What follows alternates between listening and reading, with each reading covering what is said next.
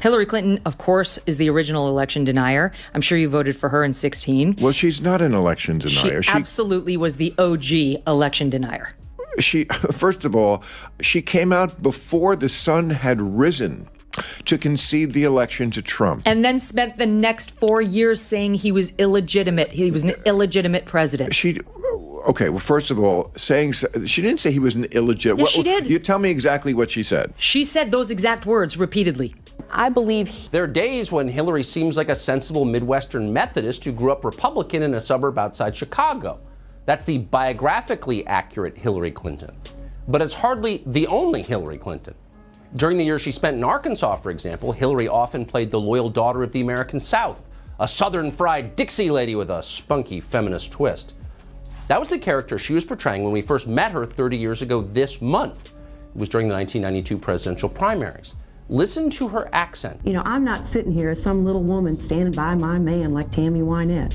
I'm sitting here because I love him and I respect him and I honor what he said. Watching this kind of political takeover once just doesn't cut it. It's like a championship fight. You need to watch the highlights again. Tucker Carlson and Megyn Kelly didn't step into the spotlight cautiously.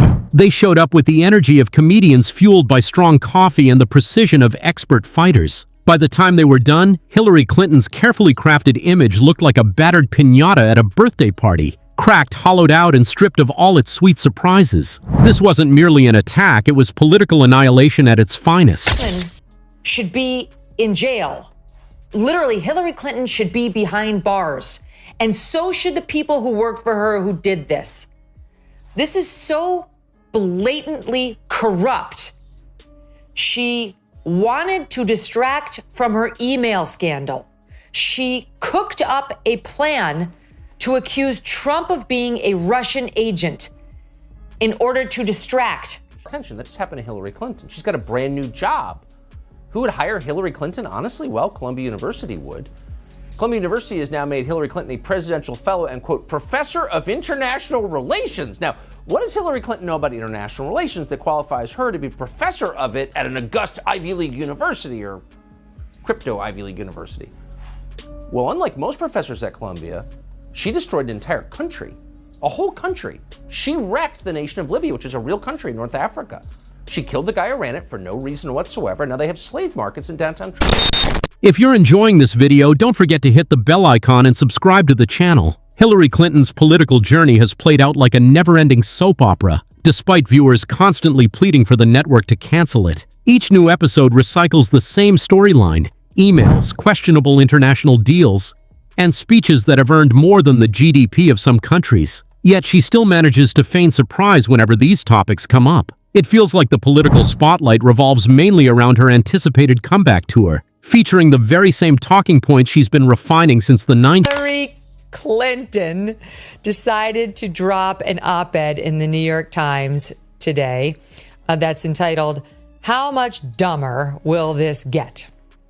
And she uses Signalgate and the messaging by Pete Hegseth and Mike Wallace and JD Vance and Tulsi and others on there as the jumping off point to talk about how dumb the Trump is. Tucker Carlson and Megyn Kelly certainly aren't the type to let that slide. Stripping away all the gloss and exposing a series of weak excuses, they're dismantling Hillary's polished image piece by piece, turning it into nothing more than scattered confetti. Their critique kicks off with her time at the State Department, a period that could easily be described as a masterclass in political theater. Though it drew plenty of applause on the surface, the chaos happening behind the curtains was enough to fill an entire blooper reel of political mishaps. There she puts out this tweet, and it's a picture of her, a much younger Hillary, and the caption on the hat reads, "But her emails." And she writes in her tweet, "Bringing this back in light of recent news. Get a limited edition But Her Emails hat and support Onward Together groups working to strengthen our..." You're running this company, you get attacked in public, you become a prop in the Hillary Clinton campaign. The media, as always, on cue, aligns their coverage with her propaganda priorities. They're sort of a seamless unit, the Hillary campaign, CBS News, NBC, Shep Smith. But your job at that point is to sort of bow your head and say, busted. Take Libya, for example, hailed as a shining example of a humanitarian mission. Yet, the region ended up weaker than a folding chair on a wobbly deck. shattered by the fallout of a disastrous geopolitical gamble. The carefully crafted plan unraveled the moment the cameras stopped rolling, quicker than a flimsy fake wallet falling apart. When it came time to face the aftermath, she pivoted so sharply it might have given the entire press corps whiplash. Clinton, when she mentioned a phrase about you, I don't want to repeat it. Oh, you're not going to hurt my feelings, don't worry. She called this gentleman, this honorable gentleman, that he is playing the role of a... You say it. I didn't see it. What does that tell you about Tucker Carlson and right-wing media and also Vladimir Putin? Well, it shows me what I think we've all known. He's what's called a useful idiot. She said the useful idiot. You didn't... She's a child. I don't listen to her. No. How's Libya doing? No. The Clinton Foundation is yet another entity that somehow became a channel for foreign money precisely when Hillary held the political clout to leverage it. It's almost as if a Broadway producer choreographed the timing of those donations. Of course, every check was received with a handshake and a smile, never acknowledging that anything might be amiss. After all, in the Clinton universe, there's never any sign of a conflict of interest. Any criticism is simply brushed off as a misunderstanding. What role did Hillary Clinton, then Hillary Rodham, play in Watergate? Well, there's a book. The book is called The Crime Without Honor, The Crimes of Camelot and the Fall of Richard Nixon, written in the 1990s by the former chief counsel of the House Judiciary Committee. And he describes terrible things about Hillary. Megyn Kelly isn't holding back from protecting her own brand either. Hillary's political image is crafted so carefully it feels more like a museum piece, complete with plaques that conveniently skip the most interesting details. Though she claims to stand for everyday Americans, she often found herself surrounded by billionaires sipping champagne and discussing how to connect with the working class. It's like giving a vegan cooking class inside a steakhouse. It just doesn't resonate. Take her 2016 campaign as another clear example. A perfect mix of arrogance and tone-deaf decisions. Instead of campaigning in swing states that mattered, she poured money into places she assumed were already secure. Tucker dives deep into the notorious email scandal, breaking down how she turned what should have been a digital security matter into a nightmare so severe that even a teenager's hacked social media account would seem savvy by comparison, despite decades of political experience behind her. She calls the Trump administration hypocritical, dangerous, and dumb over this story. It's not the hypocrisy that bothers me, it's the stupidity.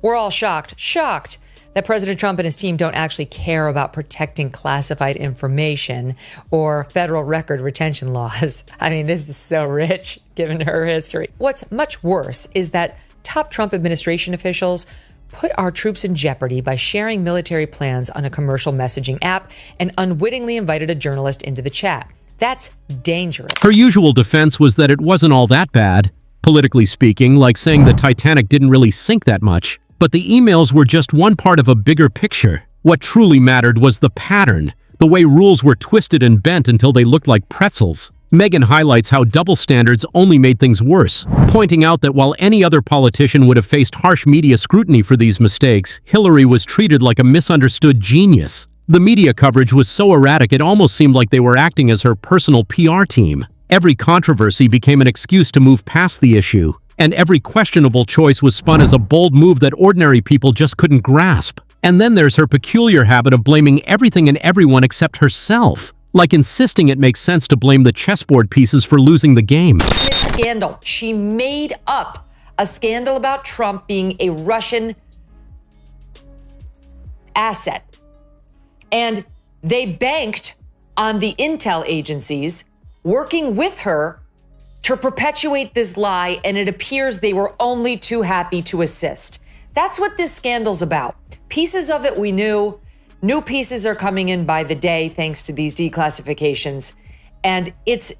The critique doesn't stop with Libya. Her foreign policy record beyond that is equally hard to defend. During her tenure, there's a striking pattern linking arms sales with donations to the Clinton Foundation. Of course, that was just a coincidence. That's the story, at least. But those coincidences kept stacking up like a precarious Jenga tower. Inevitably, everything was bound to collapse. Megyn points out how her speaking fees, which could have funded entire community projects, were instead spent on brief 45-minute leadership talks to banks and corporations. The irony of charging hundreds of thousands to lecture on economic inequality while running one of the most secretive political machines in recent history, seems completely lost on her. Megyn then highlights Hillary's marketing strategy, every handshake scrutinized, every public appearance choreographed, and every interaction timed like a carefully staged photo shoot. Control clearly took priority over genuine engagement in her political image. Despite these efforts, she still came across as more focused on preserving her own legacy than truly listening to the voices of everyday people.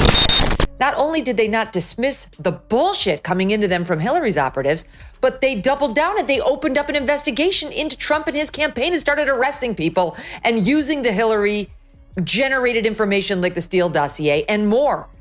You know, you heard Erin Mate explain she had this CrowdStrike group that suggested it was the Russians who had hacked the DNC. They took that hook, line, and sinker and so on. So this shit's crazy. The theme of inevitable destiny kept resurfacing throughout the roast. It was as if the presidency were a crown passed down through a political dynasty. She and her supporters acted like it was rightfully hers. Her greatest flaw was an overbearing arrogance, pushing away anyone who valued honesty over entitlement. By the time she realized the race wasn't unfolding in her favor, it was already too late. Her campaign had effectively ended. After 2016, her constant defenses only fueled the backlash. Interviews, speeches, and book tours aimed to rewrite the narrative, yet they kept repeating the same obvious mistakes. Instead of addressing what went wrong, these efforts served more as lessons on how to spin failure into misunderstood brilliance. Even with a history of backing policies that disappointed her core supporters, she still casts herself as a true champion of the people. Hillary Clinton like.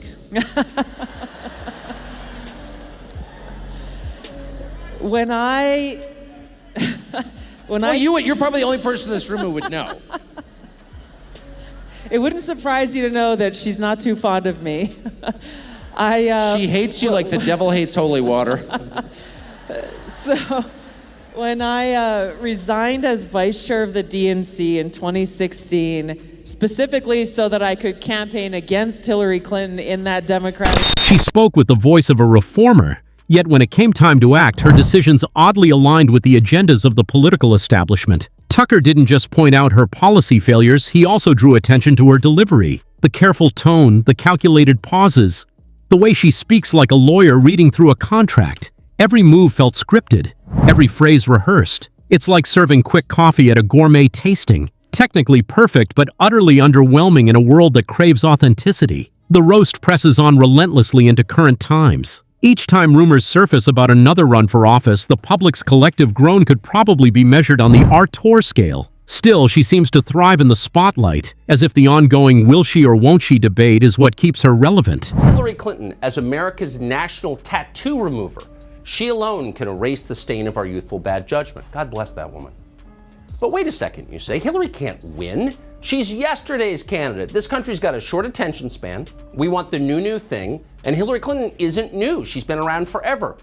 Tucker described her legacy as the ultimate example of political arrogance, a career so consumed by the hunger for power that the original purpose of holding it was lost, driven by ambition without a hint of self-awareness. She had every advantage, resources, connections, and a platform built over decades, but failed to grasp the basics of connecting with the people she aimed to lead. Just when it seems the roast is over, they circle back to the contradictions. How someone so skilled can consistently be tone-deaf, reckless, and overly analytical all at once. The takedown touches every chapter of her political life, from her early days as First Lady to her more recent attempts to shape the Democratic Party, highlighting a long trail of errors, missteps, and half-hearted efforts, all carried out with unwavering confidence. And this is a document produced with federal money? Oh, absolutely, without question. I don't know that they paid them, but Hillary's trips back and all the communications. But it's part of it. It's part of it, the judicial system. It's part of our justice system. Well, yes, but this is the impeachment inquiry by the House. Of course, but so this is not some freelance project. Oh no. This is to but they produce suppress it. Surely, and it never comes up. We decided it wouldn't be helpful for them to see this stuff. That's what Rodino. It's always delivered the same way. Sophisticated, finely tuned, and dressed up with just enough sanctity to make people wonder what hidden costs are buried between the lines. In the fine print, her political stumbles somehow elevate her above the everyday citizen, even as she proudly claims to be a tireless advocate for the common person. This image, carefully constructed over decades, has been so meticulously maintained that every handshake, speech, and photo opportunity feels choreographed to perfection. And yet, beneath the polished veneer, questions linger, like whether those high-priced speeches to banks and corporations were written in invisible ink, only revealing dollar signs under the right kind of light. It's the same paradox that's defined much of her career. The champion of the people who always seems to be surrounded by elites. The seasoned leader whose greatest missteps come from tone-deaf decisions. The reformer who, when faced with choices, often sides with the political establishment. Every major accomplishment carries an asterisk as large as a campaign billboard, and every comeback attempt is packaged as a bold new vision, though the stage lighting and script remain virtually unchanged. What makes Hillary Clinton truly unique is not a long list of undeniable wins, but her uncanny ability to endure, weathering scandal after scandal, reframing failures into misunderstood genius, and holding her position in the public eye despite controversies that would have ended most political careers. History shows she is not one to fade quietly into the background. Whether it's through interviews, speaking tours, or rebranding campaigns, she keeps herself in the conversation, waiting for the next moment to reassert her presence. And in politics, as she's proven time and time again, sometimes survival itself becomes the most remarkable achievement of all.